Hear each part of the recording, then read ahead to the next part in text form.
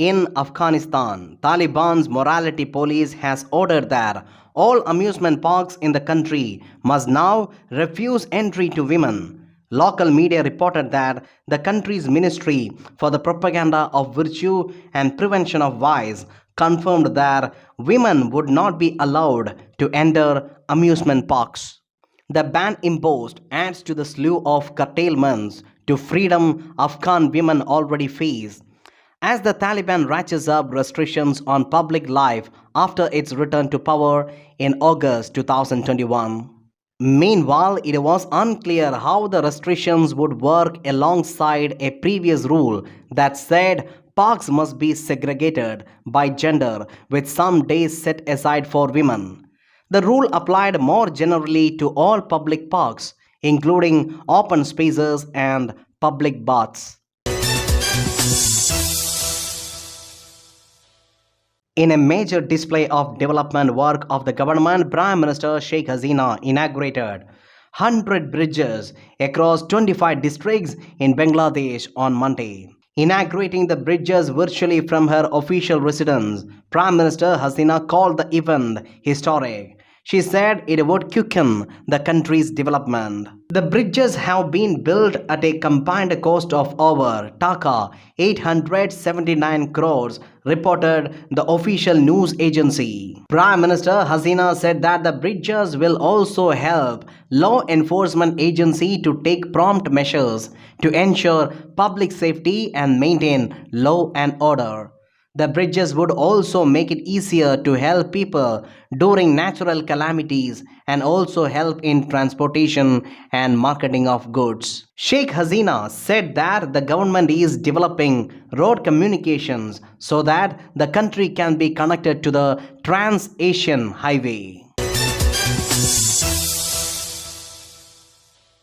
Recently, the European Union's financial markets regulator, European Securities and Markets Authority (ESMA) said it will withdraw recognition of 6 Indian clearing bodies or central counterparties. These 6 CCPs are Clearing Corporation of India, Indian Clearing Corporation Limited, NSE Clearing Limited, Multi Commodity Exchange Clearing, India International Clearing Corporation Limited, NSE IFSC Clearing Corporation Limited. As per the European Market Infrastructure Regulations, a CCP in a third country can provide clearing services to European banks only if it is recognized by the ESMA. The ESMA said it reviewed the recognition of all third country CCPs that had been recognized prior to September 21, 2020 as per the European Market Infrastructure Regulation regime. A central counterparty clearing house is an entity that helps facilitate trading in various European derivatives and equities markets. Typically operated by major banks in each country, CCPs strive to introduce efficiency and stability into various financial markets. It reduces counterparty, operational, settlement, market, legal, and default risk for traders. A CCP acts as a counterparty to both sellers and buyers, collecting money from each, which allows it to guarantee the terms of a trade. CCPs perform two main functions as the intermediary in a market transaction, clearing and settlement, and guarantee the terms of a trade. A CCP is authorized by RBI to operate in India under Payment and Settlement System Act 2007. China announced major calibration to its strict zero COVID measures for international travelers, reducing quarantine time on arrival from 7 days down to 5, followed by 3 days of isolation at home. State media reported that more international flights will also be starting up and the circuit break mechanism will also end, which often resulted in number of international flights getting cancelled on detection of COVID positive cases on board upon arrival at any Chinese airport.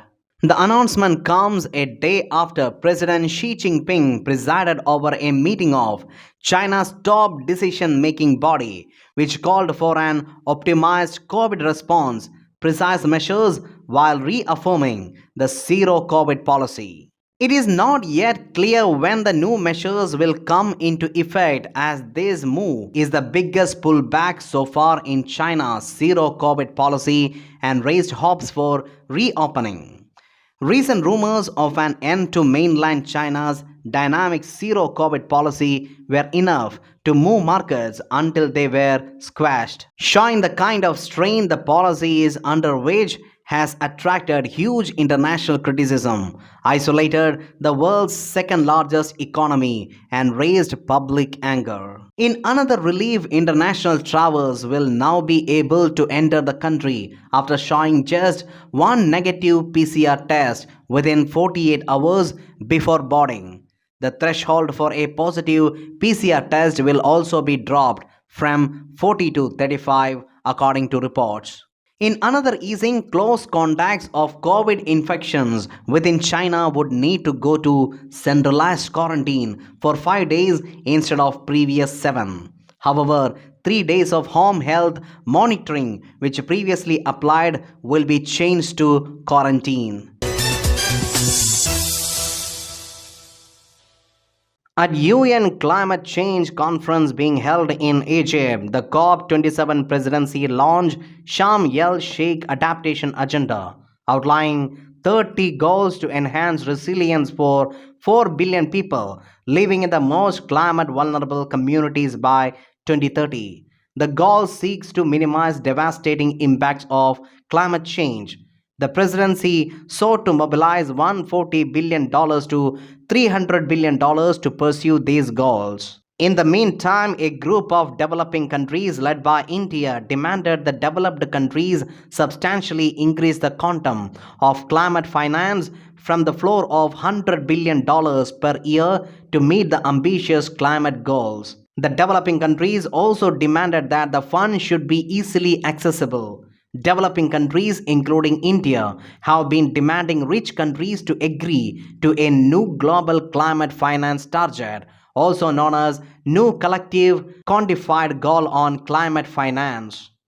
Speaking on behalf of like minded developing countries, LMDC, India lamented that the $100 billion per year amount promised back in 2009 is not just minuscule but had not even been delivered yet. LMDC Group said in a statement, the Standing Committee on Finance has estimated that resources in the range of $6 trillion to $11 trillion are required till 2030 to meet targets set by developing countries in their nationally determined contributions and other communications. Having failed to raise the $100 billion per year by 2020, the developed countries have now promised to deliver this amount by 2023. Russia's invasion of Ukraine will have long lasting effects on energy supply and markets, a new report suggests. The International Energy Agency (IEA) said the world faces its first truly global energy crisis as a result. It added that unaffordable energy bills remain a huge problem, driven up as the exports of oil and gas have been restricted. But the crisis should also be seen as a turning point, speeding up world's transition to green energy, it said. With unrelenting geopolitical and economic concerns, energy markets remain extremely vulnerable, and the crisis is a reminder of the fragility and unsustainability of current global energy system. The heaviest burden is falling on poorer households where a large share of income is spent on energy, the report warned. The Paris based agency calculated the value of government spending to protect customers from price rises currently stands at $550 billion worldwide and is set to rise further, particularly in the UK and Germany. The most effective policies to protect customers from the impact of soaring costs and changing energy infrastructure had been introduced by the likes of US, Japan, and Korea. It also cited the Repower EU scheme, which aims to make European Union countries independent of Russian energy by 2030.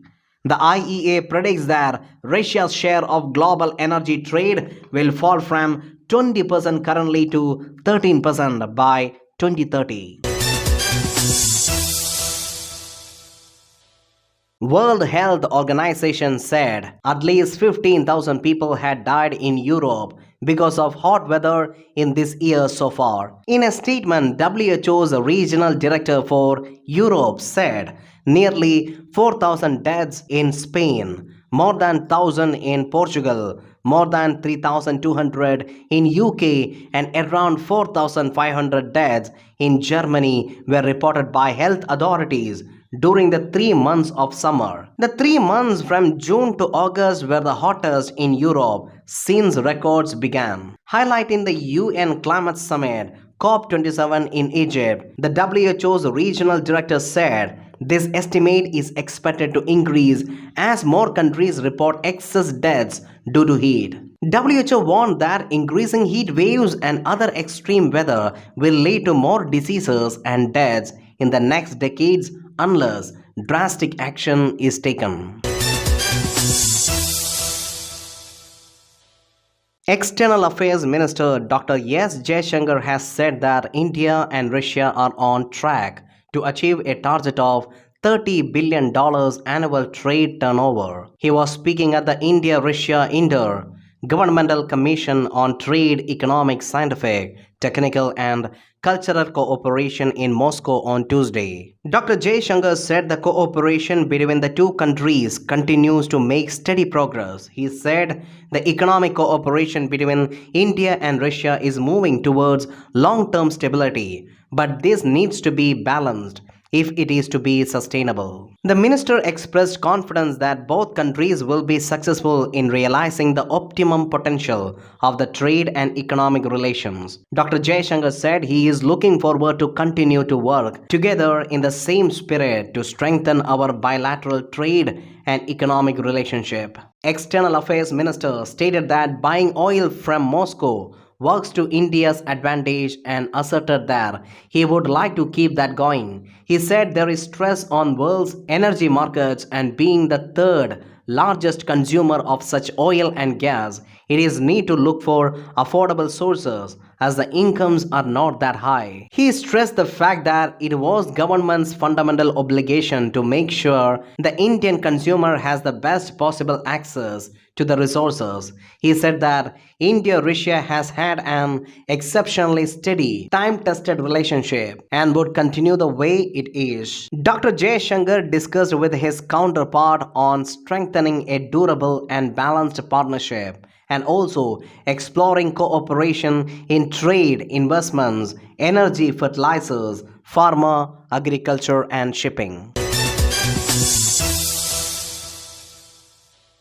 Ukraine has signed the instrument of accession to the Treaty of Amity and Cooperation with ASEAN at its Cambodia summit in Phnom Penh. Ukraine's Foreign Minister Dmytro Kuleba signed the instrument of accession to the Treaty of Amity and Cooperation in Southeast Asia to become its 50th member under the presidency of Cambodia. He also held a meeting with ASEAN Secretary General at the sidelines of 41st ASEAN summits and related summits. The signing of the instrument of accession to the TAC by 7 countries this year is a big milestone during Cambodia's chairmanship of ASEAN. The 10-member ASEAN bloc has been reserved in their stance towards Russian invasion, condemning the war but generally trying to avoid assigning blame to Moscow. Nine countries, including Britain, Germany, United States, and Japan, joined an international alliance recently at UN COP27 Climate Summit to encourage the development of offshore wind power. The Global Offshore Wind Alliance (GOWA) established to remove barriers to the energy. It was set up by International Renewable Energy Agency IRENA, Denmark, and Global Wind Energy Council. The alliance is supported by a number of organizations which are actively promoting the offshore wind industry in their different regions. It aims to provide the growing offshore wind industry with a one-stop shop overview of all offshore wind industry events around the world. Both IRENA and International Energy Agency expect that offshore wind capacity will need to exceed 2000 GW in 2050 from just over 60 GW today to limit the rise of global temperatures to 1.5 degrees Celsius and achieve net zero. To achieve this target, GOWA will aim to contribute to accelerating growth to reach a total of at least 380 GW installed capacity by the end of 2030. UN Climate Change Conference COP27 opens with key aim of ensuring full implementation of Paris Agreement. Spearheaded by the UAE in partnership with Indonesia, Mangrove Alliance for Climate (MAC) was launched at COP27 summit in Egypt to scale up and accelerate conservation and restoration of mangrove forest. An Oxfam report titled Carbon Billionaires: The Investment Emissions of World's Richest People has said that the world's richest people emit unsustainable amount of carbon as compared with an ordinary person. Jasmeet Kaur, a family physician from Bakerfield, made history by becoming the first Indian origin Sikh woman to be elected to the California Assembly. 16 UN appointed independent human rights experts encouraged Iranian authorities on Friday to stop indicting people with charges punishable by death for participating in peaceful demonstrations.